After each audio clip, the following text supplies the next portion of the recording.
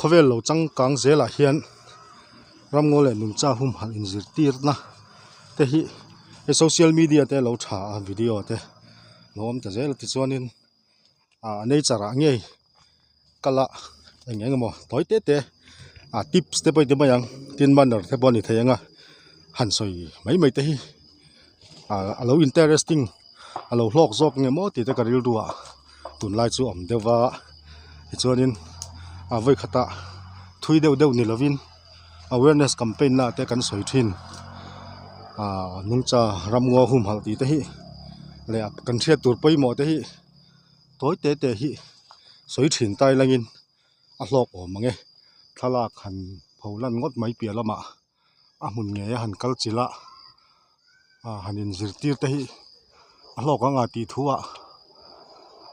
ti hian kan kal mai maya tiang hi toite te in karon siam thin nanga a thao me ti chon he ge po tu na hian mun pakhata ka kala he anuam reu khop maya thim khap mai chung phei chu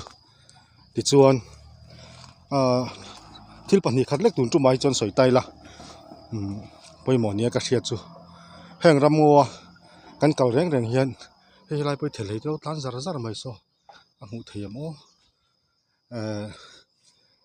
an kal hian manar om ve ni tin nature tips te po ti theianga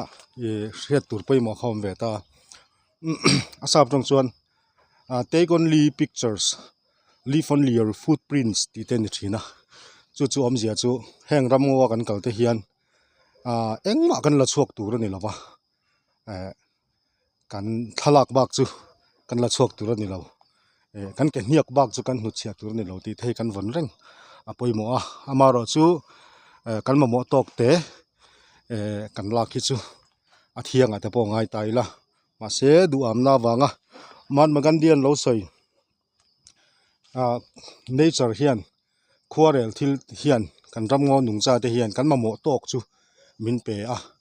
amaro chu midu am te nen lam hian greedy atia chung te nen lam chuan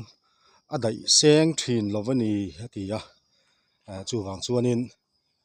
chung chu kan thriat reng apoimo ani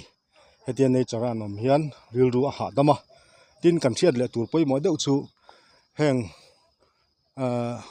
ramngo kan khal reng hian nungcha te kan hnai waya te an lo om theya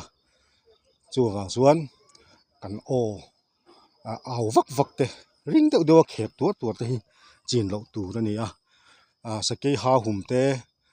khang po mi hring tan thom hlo om tak ani ang bok khan mi hring orol ring tak mai hi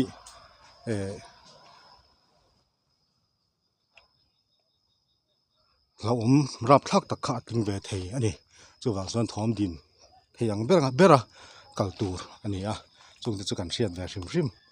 atana te po apoimo me ti te kha kan soi mai du ani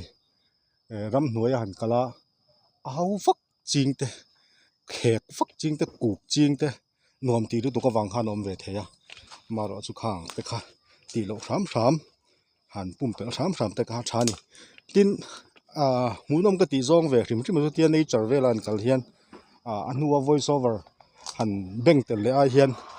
kalpa nge ya han comment ta han soi deuh nga la hi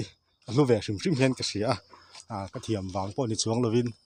kan ti ve hrim ani chu he lai te kham ania he lai te hi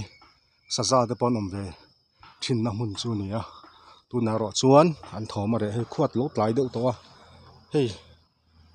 ram hul po hausa ve phian mai hei tum chi khat kan tiang chi te kha oma hei heng te hi thing chi sang hei wau be te ta tam mai kan soi seng om lo ve thing hi ka hravek bik lo boka ti chuan helai te hian moin tlai chu kan khosa ve lokani nuam khop mai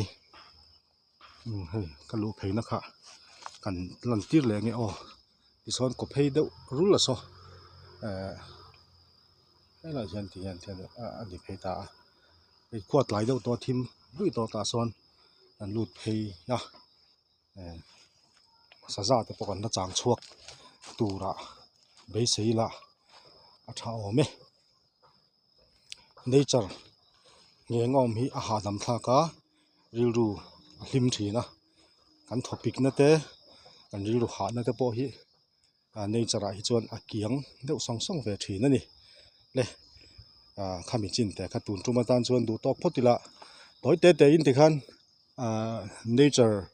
manner te hadeng ram hnoi manner kan tiang chi te tips ve chi rang rang kha kan soi thin don nia